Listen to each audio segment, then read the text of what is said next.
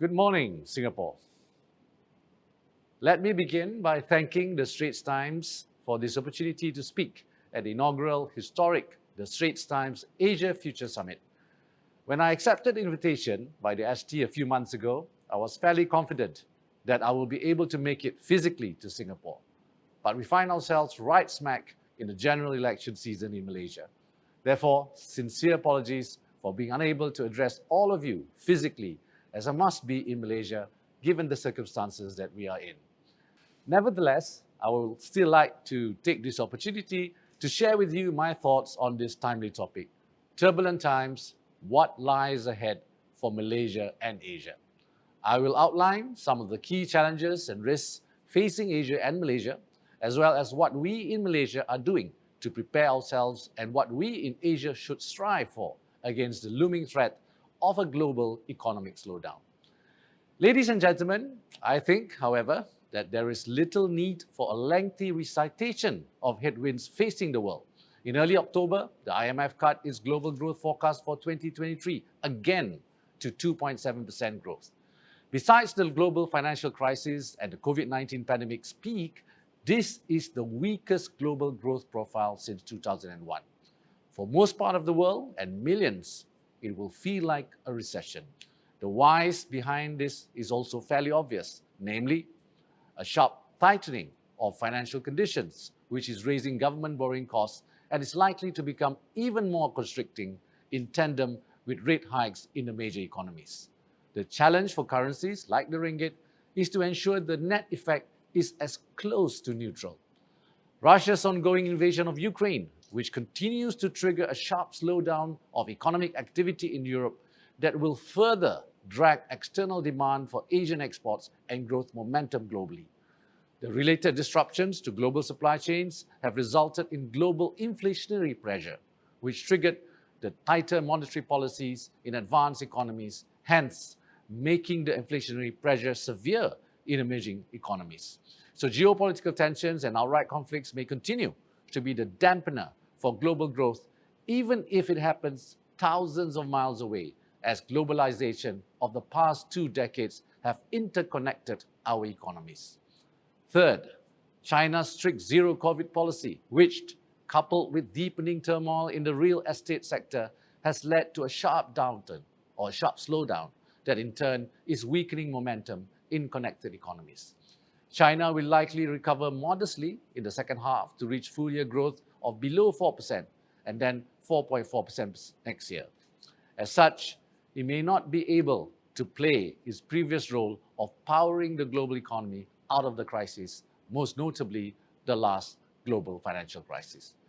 While another major economy, India, may help lift the overall Asian outlook, it is not without its unique set of challenges. So needless to say, China's slowdown is a great concern to Malaysia and Asia. This is, of course, in addition to emerging challenges like the risks to food and energy security, as well as the existential threat posed by climate change. So we ignore this at our peril, but we also do our region a disservice by unquestioningly and uncritically going along with the West's prescriptions at the price of our own economic growth. However, it's not all doom and gloom, and there are still bright spots. Malaysia has enjoyed 3 consecutive quarters of economic growth since quarter 4 of 2021. And in the first half of this year, we grew by 6.9%.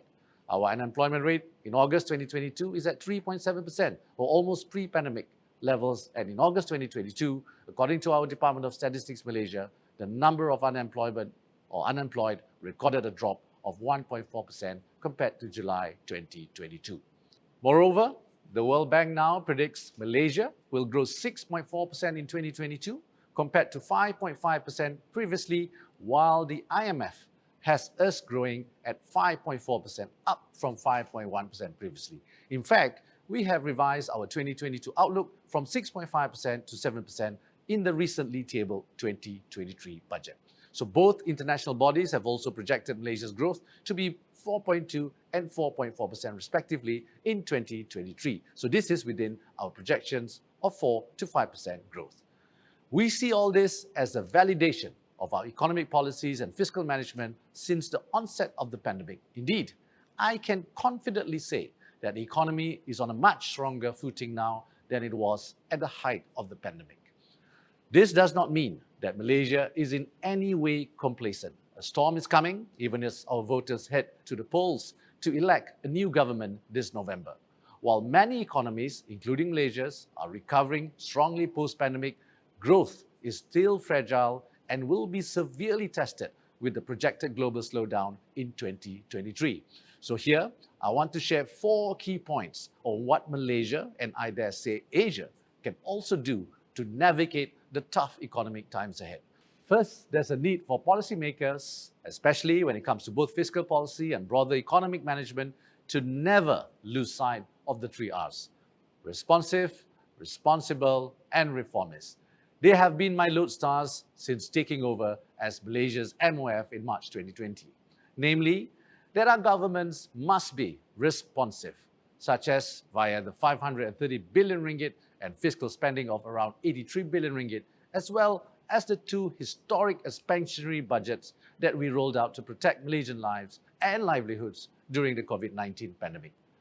Their appropriateness has been validated by the stellar growth number and declining unemployment we have posed in the last 3 quarters and will continue to pose in the second half of 2022. Domestically, fiscal policy must continue to be expansionary. So be it. We make no apologies for this. Policymakers must be responsive in protecting jobs and assisting the vulnerable in coping with inflation while continuing to build resilience to weather the economic storm. Indeed, we have still managed to remain fiscally responsible. The government's statutory debt stands at 60.4% of GDP as at end June and below the statutory limit of 65% of the GDP. Malaysia's sovereign credit rating is better relative to our ASEAN peers. We are aware that our fiscal position must be improved.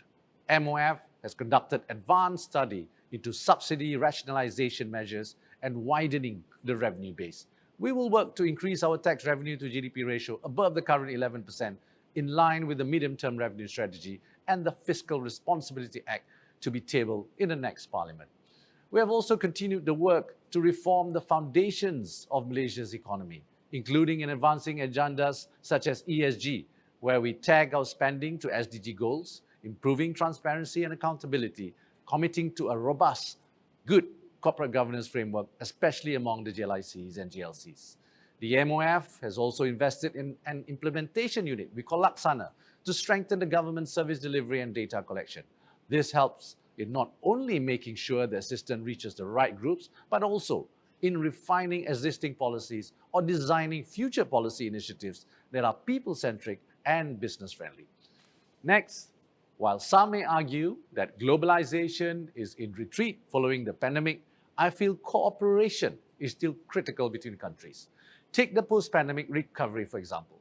Whilst each country, understandably, competes for investments and tourism receipts, it may also be beneficial to find ways to work together so that we can generate a better recovery together.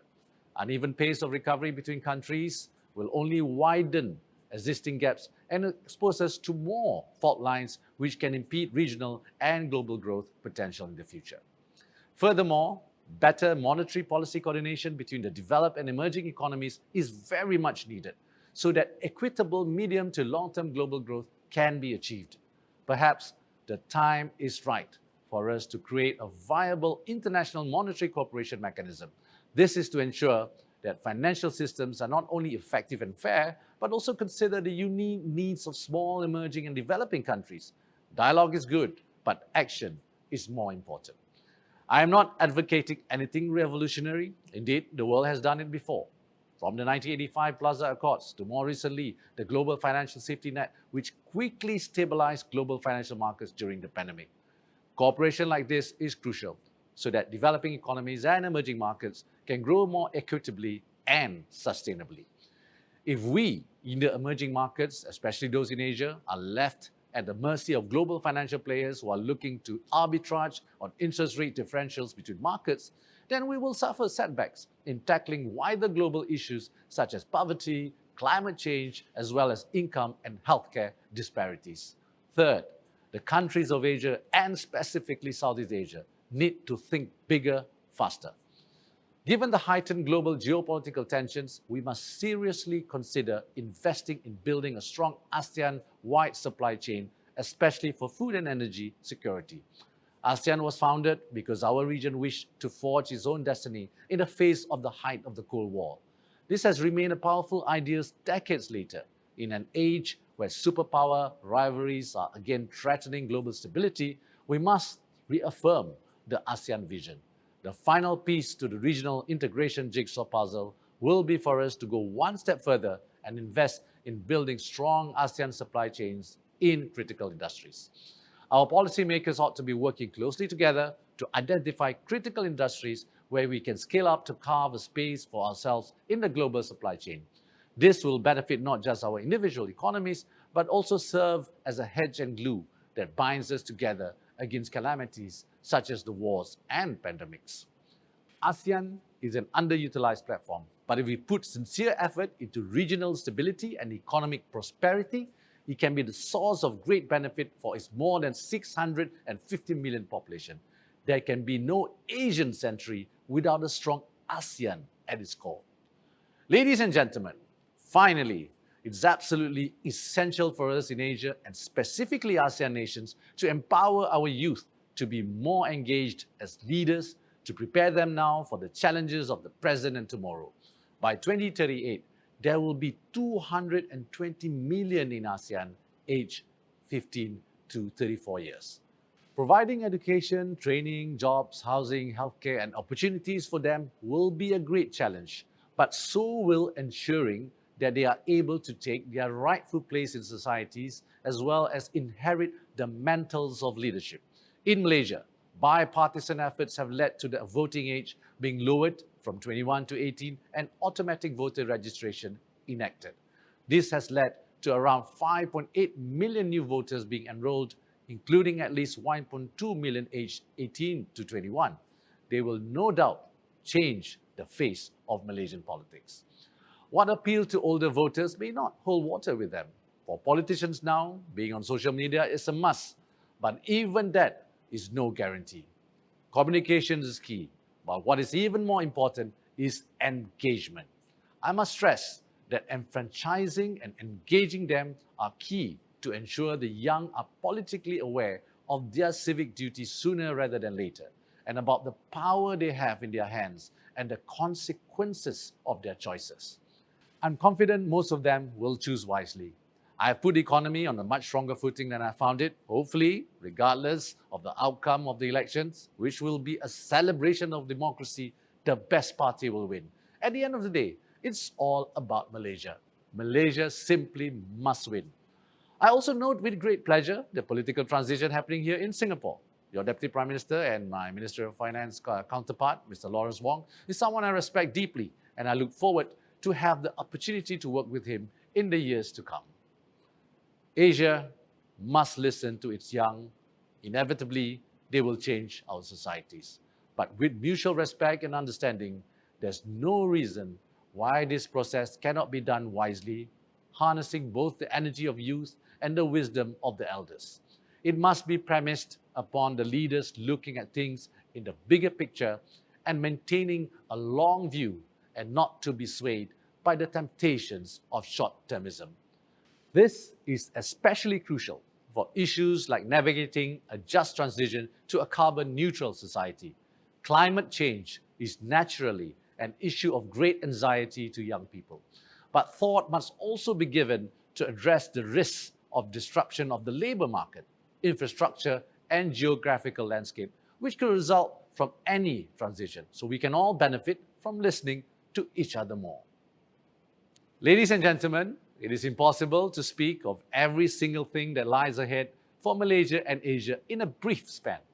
I have simply tried to highlight what I feel is the most pressing. There are difficult times ahead of us, but so are great opportunities, and also, with hard work and unity, better times as well. The last thing we should be doing is drawing inward or turning away from each other. Rather, the spirit of togetherness and cooperation that have been the hallmarks of post-World War II Asia must be revived. An Asian century is possible, but only if Asians work together to make it so. I thank you all again for this opportunity to speak at the summit. I trust there will be many more. Thank you, and I wish you all a pleasant session ahead. Thank you, Minister, for that concise but very impactful speech where you outline a clear path and vision, not just for Malaysia, but for our Asian neighbours as well. But let's unpack some of the ideas that you put forward. I'm quite drawn, first of all, this idea of more ASEAN integration, right? It's not a new idea, but yet we find it's not really happening. We've had ASEAN for decades, but that kind of level of integration isn't there yet. And we can even cite a very recent example, I think for Singaporeans, a very real example where they were deprived of good and fresh meat for their favourite meal of chicken rice. So it is a very good idea in theory. To bank on this, what is largely a peaceful neighbourhood that we have in ASEAN, rather than always rolling the dice with superpowers and geopolitics. But in practice, what does a resilient ASEAN supply chain mean in terms of policy? How do we ensure that everyone shares the pain, right, so to speak, rather than some source countries falling into this knee-jerk protectionism during a supply crunch, and also inversely, the importing economies don't take advantage of a glut? Well, thank you, Shannon. You're right, it's easier said than done, and this is not something new. We've talked about ASEAN integration for a while. In my previous role, I was running an ASEAN financial group. The whole thesis of having such an financial institution is because we can reap the benefit of ASEAN integration. But it's a challenge, right? But what I see in today is that ASEAN is an ideal medium to bring this about. What we talked about in IMF recently, as recent as last month in IMF, the World Economic Outlook, they have reported that the global forecast for ASEAN countries to still grow despite the headwinds that we're facing. That's expected to grow around 4.9%. And next year as well continue to be a positive growth, around close to 3% in 2023. So the Southeast Asian bloc, if you look at ASEAN as a whole, is set to become the world's fourth largest economy by 2030. But as I said in the speech, it's underdeveloped, underutilized platform, ASEAN as a whole. This also means, ironically, that, and with all due respect, it means that, if you look at compared to EU, for example, ASEAN lacks the baggages and the complexities of other bodies. So that means we can explore a lot more new things as well as ASEAN. It is inexplicable, right, that we have not had yet an ASEAN-wide strategic project. So I can give you an example. Why can't we come up with ASEAN-made medical devices? For example, we're talking about supply chain. If you look at the raw materials and the initial processing can come from one country, the design and technology can come from another country, and then the assembly can come from another country. It's just an example. So meanwhile, the investment for the whole project, right, can be sourced from several countries. So everyone, every country plays a role. Everyone gets to be a part of the supply chain. So I agree with you. The challenge is there. The challenge will be to ensure that there is a value add throughout the different levels of supply chain, so that the gains can be shared equitably. Right? Some countries can benefit from more. But I'm just citing the medical devices as one example. But just imagine, right? If and when the pandemic hits the world, and including ASEAN, of course, we don't have to scramble for medical devices to protect our population. Our ASEAN population today is around 650 million population. It's a sizable population. So we want to see ASEAN also as a self-sustaining region and also insulated from global uncertainties. Another thing we can pursue is the creation of ASEAN-wide stockpiles. I think we've been talking about this in Malaysia, and I know my colleagues in other countries as well. When you talk about stockpile, it's the crucial items like food, medicine, as well as raw materials, right? This is also another hedge from global supply chain disruptions. And we can see today, right, and this has actually caused added inflationary pressures as well across markets. So how do we bring this about? Of course, we know politically as well, every country has their own agenda and domestic challenges, right? Domestic realities. Yes. I think the way forward is, one is to look at targeting. Targeting, what I mean by targeting is that nobody is saying that ASEAN countries should compete in all industries, right? But rather we should identify certain industries where there is a possibility of such synergies, right? And at the same time, regional cooperation. This will create jobs as well as, you play off your own strength rather than all of us trying to do everything and the same thing all at once, but none of us succeeding. The other one is coordination. I think coordination is very key. This is where we have to develop ASEAN's mechanism to start the process, to evolve. We want to look at the problems, monitor the problems, or monitor the success, so that any sort of pain is mitigated. And of course, the key of all this is leadership. We talked about earlier about integration, something not new, but we need a leadership. We need a visionary leadership. But ultimately, we all must realize the potential good of this partnership. So leadership, visionary matters. The personal connection between the ASEAN leaders themselves, right? That's going to be key. And as a former banker, I know how important the personal touch is because we had to operate in all ASEAN countries. Yeah. It is not easy navigating the landmines, right? But it is something. It's about personal touch as well. In ASEAN, it's a lot about that. So doing all this will create the glue that binds us together rather than just rhetoric. So it is concrete. I think it's practically it serves everyone's interests, but again, it protects us from external uncertainties and eventualities. You touched on the diversity that we have in ASEAN, and so a lot of these ideas about coordination, about implementing something where everyone can buy into and to understand together, and that's going to be a challenge moving forward. And one of the things that you touched on also was monetary policy coordination, yes. Right? And you probably more than most people have heard the belly aching about the ringgit falling to record lows and the kind of chaos that this causes in the real marketplace, right? Yeah. But on the flip side of currency valuations is, of course, for Malaysia and there are different questions for all the different markets. But for Malaysia, there is a debt sustainability question in Malaysia as well. Yeah. And we know there's a medium-term fiscal consolidation plan, but you get things like COVID happening, political situation, geopolitical changes, and we can't really call these things black swan events anymore now. It seems like the new normal is perpetual state of crisis, right? Once you're done with crisis A, then you get crisis B, crisis C. And you mentioned also increased borrowing costs. That's already in the near-term horizon, right, for governments. So surely there must be something transformative in store for Malaysia in terms of this debt sustainability. And it's not just chipping away at some excess fat here and there, bringing a deficit down by 0.1%, 0.2% every year. Surely there must be something that can be done. Something, as you said, might be painful, but what's the solution for Malaysia? Well, thank you, Shannon. That's a very good question. And maybe I can give me a bit of time to explain our economic thought, right? So since 2020, especially March 2020, when I held the Ministry of Finance, my colleagues and I have been very clear on the approach of our fiscal policy management. And of course, the broader economic management, where we keep reminding ourselves that we have this 3R, responsive, responsible, and reformist, which I mentioned in the speech earlier.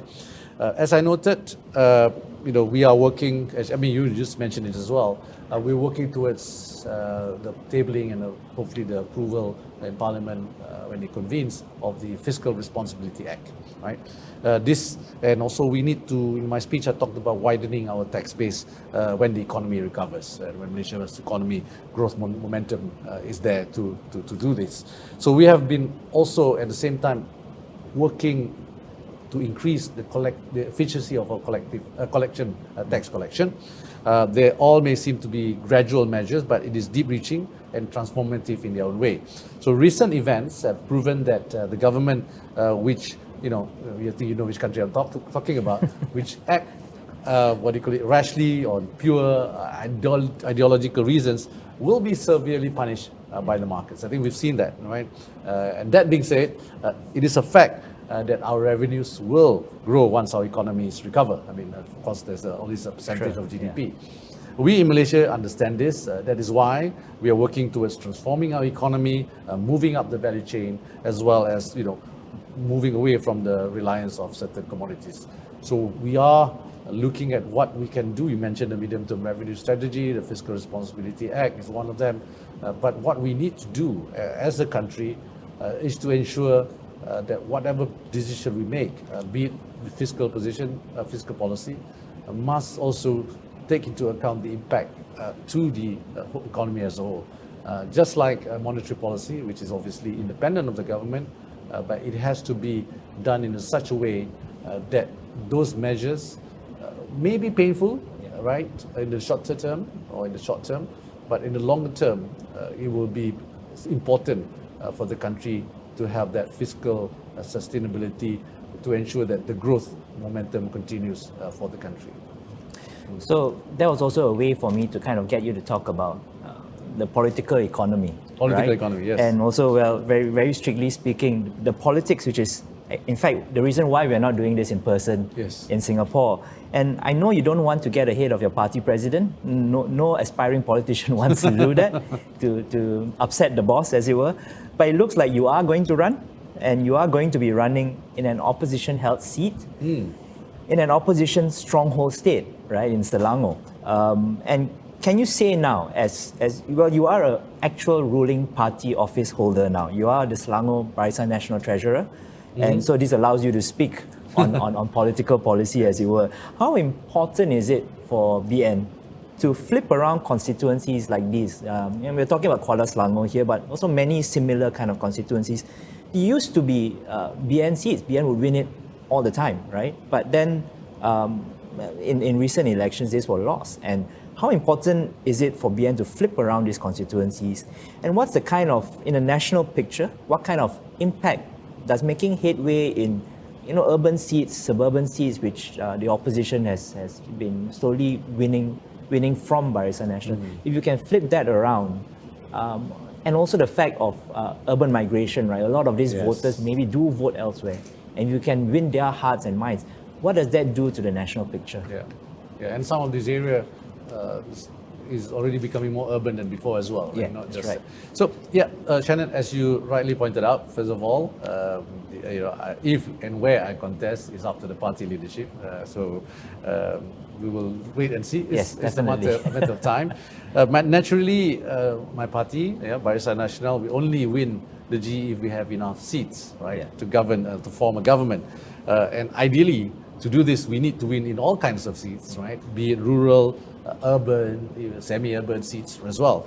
And we have done this in our long history, and I'm hoping that we can do it again. You are correct in saying that in seats, for example, you gave just now as a seat in Kuala Selangor, attempting to flip the seat where it is already in opposition hands, in a state where it's opposition-run state for years, last since 2008, but it's definitely a very big challenge, right? But I think my party, Barisan Nasional Selangor, is up for the challenge, and I personally as well, I never want to shy away from a challenge. So indeed, in order to form the government, as I said, we need to win as many seats as possible, and psychologically, it will provide a big boost to morale of our grassroots if a seat that is urban, that was lost before, can be regained. So if we can see that, and you must remember as well, there are, examples in Selangor state. This is the first time the state election is not happening at the same time as the election. So the dynamics also is quite different. I'm optimistic. Of course, I'm biased as well. The Malaysian voters are ready for change and want to return to a more stable government with a proven track record of responsive economic policy. So I sincerely believe that Barisan Nasional and the manifesto will provide unbeatable value proposition for our voters. All right.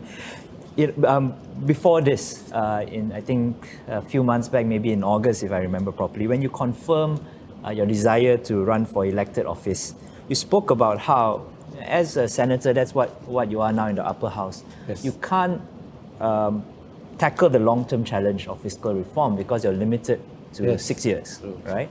And you have to basically run for office in the lower house. So this seems to indicate that you desire to continue in the finance ministry if, as you say, BN wins enough seats and you're able to form government.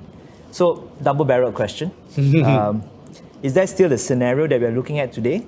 That you will be in the finance ministry should BN form government and the prime minister is from BN? And can you offer some kind of certainty that when you retable budget 2023, obviously that has to happen, it will be as is or at least close to what was presented last month if BN wins, right? So the thing is that the difference between October and maybe December or whenever budget 2023 is going to be retabled is that we're no longer doing a pre-election budget, right? Or an election budget, it's post-election. We have a government now, we've formed it. And I think what markets might be looking at is whether the election's done, maybe there's less need for populist policies. Is the government going to tighten its belt? Maybe look more at targeted subsidies. You talk about tax base to GDP. The big question people keep asking you, I'm sure, is are you going to reintroduce GST? Things like that. So is there going to be some movement towards a kind of tightening fiscally? Yeah. Well, let me answer the first question first. As I mentioned earlier, I will leave it to the party leadership to decide if I'm a candidate. If I was a candidate, obviously, we must try and win the seat. And if I do win, and where I will be in cabinet, I think is again up to the Prime Minister at that time, right? So for me, it's to serve the nation in whatever capacity. But of course, the Ministry of Finance is something that I am already here, and and we are preparing the budget. And you talked a bit about budget 2023. Well, pre-election budget. But to me, the budget itself, when we formulated the budget, was never about it being an election. So it is, we look at the budget properly. It is a budget which is, is an indicator of the priorities this government will have if re-elected as well. But it is a responsible budget. The deficit is actually going down, for example, right? We will, of course, retable it, as you said, after the general election. There may be some adjustments based on the economic scenario at that time. I have to be frank with you, right? We need to see what's the global economy like and also the impact to Malaysia economy. But the budget, if you know, is the third budget that I've been involved with. And the size of the budget actually underscores the continued commitment of building back better, helping the economy back to health in the long recovery. We also look at the budget. It is not just responsible, but it tries to be more inclusive, it tries to be more progressive, but also importantly, it also tries to be more sustainable, right? So, sustainable meaning building resilience against future challenges. It's, it really cements the building blocks we have put in the past 2 years. And, we want to prioritize quality spending in the most important sectors, which will give the spillover that we need for the economy to grow, but also developing the right groups that needs, especially the vulnerable groups, to move upwards, and also developing the areas which is more underdeveloped than others. So budget, actually, the other thing about budget 2023 is a budget that, since it's my third budget, but it's compared to the other two, this budget really looked at what the people wanted. So it was actually a direct response on some of the ideas and feedback we have received from the various focus groups. We talked to the formal sector workers, the informal sector workers, the NGOs, the associations, everyone else, and they have thankfully, reverted to us in our discussion groups and voiced their ideas about how to bring back the economy faster. But at the same time being attentive and responsive to as many groups as possible. So the other question you asked is about GST, due taxes or VAT in other countries, and also you mentioned about targeted subsidy, right? So we will obviously not commit ourselves to any drastic measure that was not outlined in budget 2023 for fear of choking the growth momentum, but it's something that we already looked at. Even the budget subsidy rationalization, if we looked at the budget, read budget properly, we are looking at more targeted kind of support rather than a blanket support. But we have to do it in the longer term.